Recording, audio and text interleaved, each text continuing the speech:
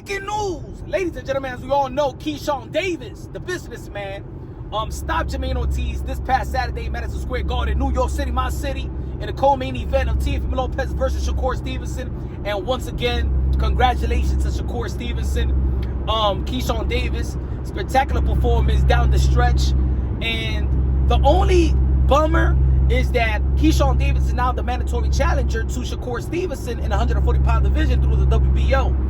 But as we all know, they have stated in months, days, years that they're never going to fight each other.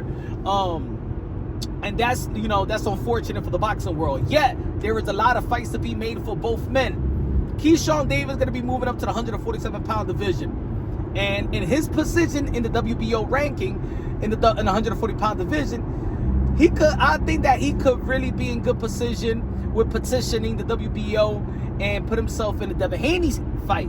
We saw Bill Haney and Keyshawn Davis chop it up during the weigh-in this past Friday. And Bill Haney said that, yo, keep your word that if you're going to fight my son, Devin Haney is looking for an opponent as well. Devin Haney was searching to fight Rolly Romero. Rolly Romero said he's not going to fight him. We've seen Rolly Romero go at it with Conor Ben in the event, Saturday night fight.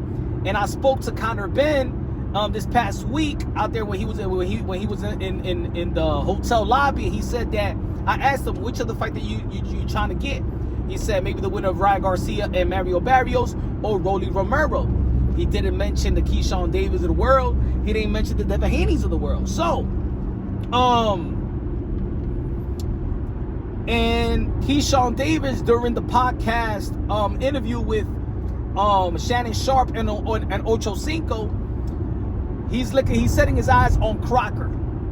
So for a title shot. So it looks like now Keyshawn Davis and Devin Haney is not going to be in play or finalized or whatever. So Devin Haney's looking for an opponent, and I think that will be a Devin Haney. Maybe we'll wait for the Ryan Garcia versus Mario Barrios for a unification bout, or they're not going to get the Crocker fight. Eddie Hearn stated that, and maybe a Teofimo Lopez move up, and maybe Teofimo Lopez can get back in place and fight Devin Haney, but that's going to be for another video. But when it comes to Keyshawn Davis,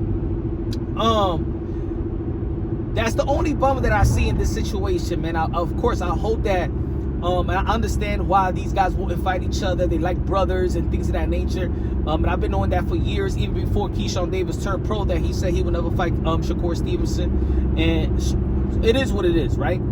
But a Keyshawn Davis versus Crocker would be a good fight. I think that would be the next move. But to get a world title shot in 147, at least I'm glad that he's not going to stay in the 140-pound division, because it's going to make things even harder to get great fights. Because to be honest, I think that would be one of the most primary fights in the 140-pound division, Keyshawn Davis and Shakur Stevenson.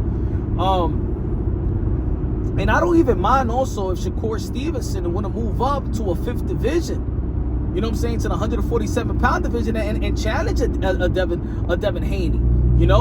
I mean, look at how he did with Teofimo Lopez. Why not? It looked like his body filled up good in 140. Why not? But for Keyshawn Davis, they outperformed Teofimo Lopez with a Jermaine Ortiz. I think going to the 147 and fighting Crocker and putting himself in position, which also then if he beats Crocker, which I got Keyshawn Davis beating Crocker, he puts himself in unification bout position to face Devin Haney. Will be more money. It will be more of a legacy fight, or Ryan Garcia. If Ryan Garcia beat Mario Barrios, hopefully he does, because it just makes it a little bit more interesting, especially with the names that we've been talking about. I don't think a lot of people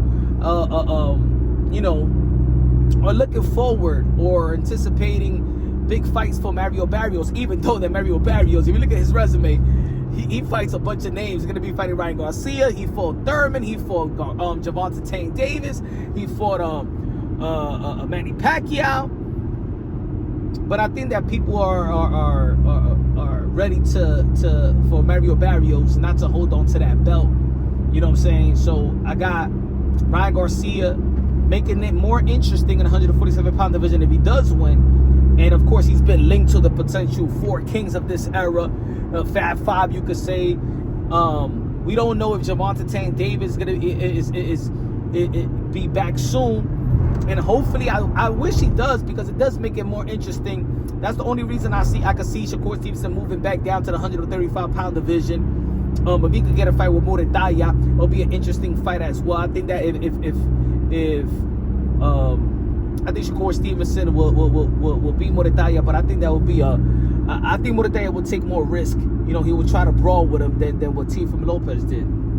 So for Keyshawn, I like the performance. I like the momentum. I think he's gonna be signing, or he already signed with Eddie Hearn, or you know, have some partnership there. I don't know, but he did sign with Eddie Hearn when he first became pro. So, and I think they did good business with Keyshawn Davis.